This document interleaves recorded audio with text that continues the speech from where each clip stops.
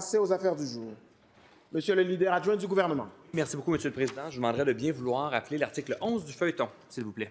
À l'article 11 du feuilleton, Monsieur le ministre du Travail propose l'adoption du projet de loi numéro 88, loi modifiant la loi concernant le régime de négociation des conventions collectives et de règlement des différends dans le secteur municipal. Comme première intervention, je reconnais Monsieur le ministre du Travail. Oui, merci, Monsieur le Président. Donc, c'est la dernière étape du cheminement du projet de loi numéro 88. Depuis mon arrivée en politique, j'ai eu le privilège de parrainer plusieurs projets de loi, tous très différents par leur portée et leurs objectifs. Dans le cas présent, nos travaux législatifs avaient la particularité d'être menés en réponse à des jugements des tribunaux québécois.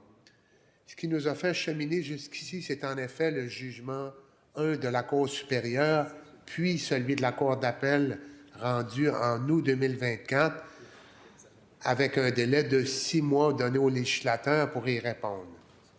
Plus précisément, ce délai se termine le 28 février 2025 et c'est pourquoi nous avons procédé avec diligence depuis la présentation du projet de loi en décembre dernier. Ce projet de loi modifiant la loi concernant le régime de négociation de conventions collectives et de règlement des différends dans le secteur municipal vise donc à revoir certains aspects du régime de négociation collective applicable aux policières et policiers, ainsi qu'aux pompières et pompiers qui sont à l'emploi des municipalités du Québec. Les tribunaux ont déclaré inconstitutionnelles les dispositions de la loi qui concernent la composition et la sélection d'un conseil de règlement des différends.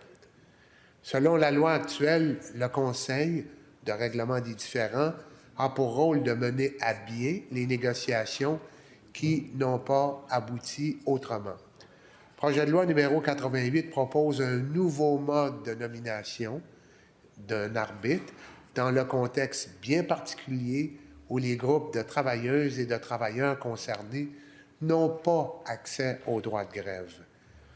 Comme la Cour l'a rappelé, l'absence de droit de grève constitue une entrave substantielle à la liberté d'association. Le mécanisme proposé doit donc compenser adéquatement cette limitation. C'est en tenant compte de ces éléments que le projet de loi propose un nouveau processus de nomination applicable aux policiers et aux pompiers municipaux. Vous me permettrez, Monsieur le Président, d'en rappeler encore une fois les grandes lignes. Selon les critères définis dans le projet de loi, le ministre du Travail obtiendrait la responsabilité de constituer une liste de personnes aptes à agir comme arbitre de différends dans des cas concernant les pompiers et les policiers municipaux à l'issue d'un processus de négociation entre les parties.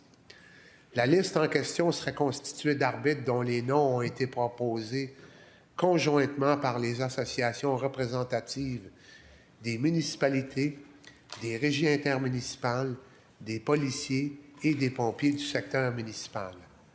À partir de cette liste, les parties pourront alors se consulter pour choisir un arbitre à qui soumettre leurs différends. En l'absence d'entente entre les parties, le projet de loi prévoit que le ministre puisse nommer l'arbitre toujours parmi cette liste de noms qui ont déjà fait consensus. Le projet prévoit toutefois la possibilité pour le ministre d'ajouter des noms à cette liste au besoin à partir de ceux apparaissant à la liste d'arbitres établie en vertu du Code du travail après consultation du Comité consultatif du travail et de la main-d'œuvre. Le projet de loi prévoit également la possibilité pour chacune des parties de désigner un assesseur afin de la représenter et d'assister l'arbitre lors de l'audition et, si nécessaire, pendant le délibéré. De plus, le projet de loi propose que la rémunération des arbitres nommés pour l'arbitrage de tout différend dans le secteur municipal suive les dispositions du règlement sur la rémunération des arbitres pris en vertu du Code du travail. Je crois que ces modifications sont conformes à l'équilibre recherché et répondent adéquatement aux préoccupations formulées et soumises par la Cour d'appel du Québec. Les amendements adoptés au cours de l'étude détaillée ne concernaient que des précisions mineures. En terminant, Monsieur le Président, je tiens à remercier toutes les personnes qui ont participé à l'étude de ce projet de loi, mes collègues, bien sûr, des partis d'opposition, Bourassa Sauvé, Hochelaga Maisonneuve, avec qui j'ai toujours un immense plaisir de travailler et de collaborer. Je pense aussi à mes collègues députés du Parti gouvernemental, en particulier ceux et celles qui ont siégé au sein de la Commission des institutions, dont le travail a été appliqué et efficace. Je salue aussi les équipes du ministère du Travail pour la préparation et le suivi du cheminement du projet de loi numéro 88.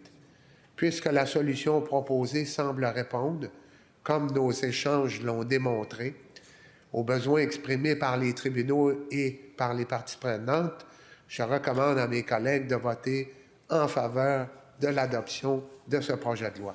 Merci, Monsieur le Président.